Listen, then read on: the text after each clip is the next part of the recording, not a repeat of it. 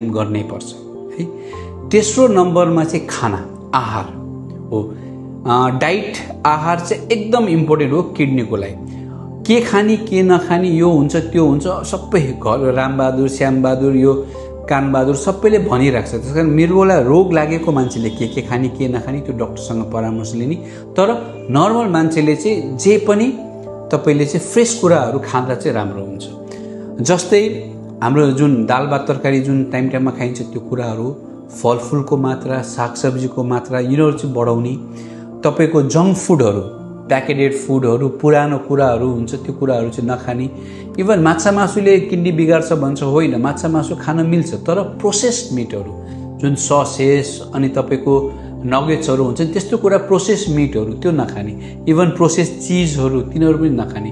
यसले गर्दा चाहिँ तपाईको मृगौलालाई चाहिँ राम्रो गर्छ। मैले अघि भने जस्तै पानी, एक्सर्साइज र खानपिन यो तीनटा भयो। चौथो नम्बरमा सबैभन्दा अर्को एउटा इम्पोर्टेन्ट कुरा चाहिँ चुरोट, रक्सी, खैनी, भोला, गुटखा यो सबै कुराहरू है।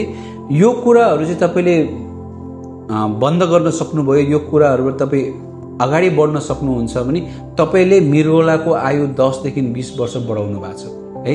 त्यसकारण चुरोट, रक्सी, खैनी नखाने, खाए पनि एकदम कममा खाने, या म त भन्छु खाँदै नखाएको राम्रो। त्यसकारण पानी, एक्सर्साइज, तपाईको खानपिनको ध्यान, चुरोट, रक्सी, खैनी अभोइड गर्ने। अर्को 5 नम्बरको एउटा अर्को एकदम भेरी इम्पोर्टेन्ट, समय समयमा चेक जाँच गर्ने। हजुरले अवगतै छ मृगौला रोग 90% बिग्रिसकेपछि मात्र यसको लक्षणहरू देख्ने भएको भएर तपाईले मृगौला रोगको लक्षणलाई नपर्खिनुहोस्, समय समयमा चेक गरेर मृगौला रोगबाट बस्ने हो।